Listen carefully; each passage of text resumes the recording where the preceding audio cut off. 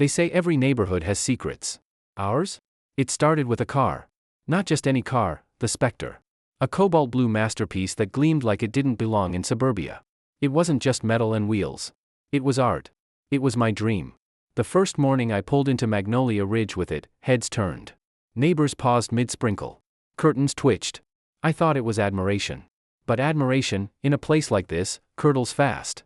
By that evening, there was already a note taped to my door. Neat, official, and dripping with poison. Dear homeowner, your vehicle is not in compliance with HOA standards. Remove it immediately or face fines. No welcome. No handshake. No neighborly pie. Just a threat. That was my first introduction to Karen Glass, the HOA president. The woman who would try to turn my dream car into a weapon. The woman who thought she could bulldoze my life. And what she didn't know was that I wasn't the kind of man who backed down. Karen Glass didn't rule Magnolia Ridge. She owned it. Or at least she thought she did. She was the type who could turn a garden gnome into a federal crime. Wind chimes? Noise violation. Paint a door red? Too aggressive for the neighborhood palate. And God help you if your grass was half an inch too tall. Her power didn't come from kindness or respect. It came from fear. Every letter from the HOA was a dagger. Every fine a reminder that she was watching. At first, I tried to play by the rules. I trimmed. I polished. I smiled through clenched teeth. But the Spectre? That was non-negotiable. Karen didn't just hate the car. She hated what it represented, freedom. A reminder that she couldn't control everything. When her compliance inspectors started lurking by my driveway with clipboards and cameras, I knew this wasn't about aesthetics. It was personal. She wanted me broken, humiliated, gone. But here's the thing about tyrants. They always overreach. And the second they do, they expose themselves. The harassment escalated fast. At first, it was fines. Then came fake citations for things I hadn't even done. One night, I caught a security patrol photographing my garage, except they weren't security at all. Just hired muscle with fake badges. That's when I called my old friend Rick. He wasn't a lawyer. He wasn't a cop. But he was a tech genius. And together, we turned my home into a fortress. Hidden cameras. Audio recorders. Motion sensors. Every angle covered. And it paid off. Within a week, we caught Karen's enforcers trespassing. We recorded conversations about making an example out of the guy with the blue car. It wasn't paranoia anymore. It was proof. But proof is just ammunition. You still have to choose how to fire it. Do you go to the authorities and risk being buried in bureaucracy? Or do you fight fire with fire and risk burning everything down? For the first time, I realized this wasn't just about me or the Spectre. It was about control. About how far someone could push ordinary people before they snapped. And trust me, snapping was coming. One night, Rick cracked the jackpot. Through some digital sleight of hand, he intercepted a call. Karen's voice came through, sharp and smug. Once we push him out, the land goes to Martin's holding company. The EV spa will be shovel-ready by summer. That was it. The whole game laid bare. This wasn't about rules or cars. It was about profit. Karen wasn't defending property values. She was trying to bulldoze my home into a charging station, lining her pockets in the process. Hearing her laugh about it flipped a switch in me. This wasn't harassment anymore. It was war. I played the recording for Sam. She didn't cry. She didn't panic. She just looked at me with fire in her eyes and said, "So, what's the plan?" We had everything we needed. Surveillance. Audio. Financial records.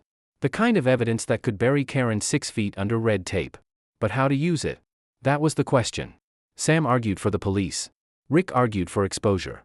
My heart argued for vengeance. But as I paced our living room that night, I realized something bigger. If we only took Karen down, someone else like her would rise. The system would survive. The fear would continue. No, we had to torch the system. Not just decapitate it. Burn it root to branch.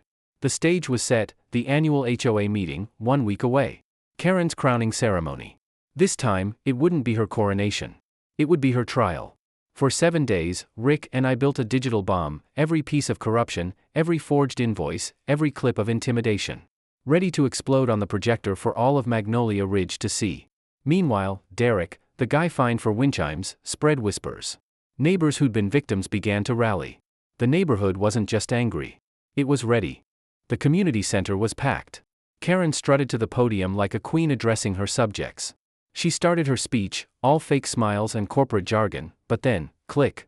The projector flickered. Rick's package took over. First came the fines. Then the bank transfers. Then, her voice. That damning call about bulldozing homes for an EV spa. Gasps rippled.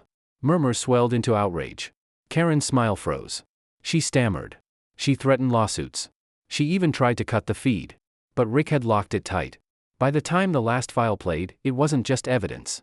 It was a verdict. The room erupted. Neighbors who'd lived in fear for years were shouting, demanding her resignation. Derek stood tall, leading the charge. For the first time, Karen wasn't feared. She was powerless. And when she stormed out of that room, it was clear. Her reign was over. The fallout was swift. The police couldn't ignore the avalanche of evidence. Karen and her brother Martin were indicted on charges ranging from fraud to conspiracy. Commissioner Thompson, their inside man, was disgraced and fired. The EV spa project evaporated overnight. Investors vanished. The holding company dissolved. Derek, once just a man with wind chimes, was elected the new HOA president. His first act? Erasing every fine from the past 5 years. His second? Hiring real accountants to clean up the mess. Magnolia Ridge began to breathe again. The whispers of fear were gone.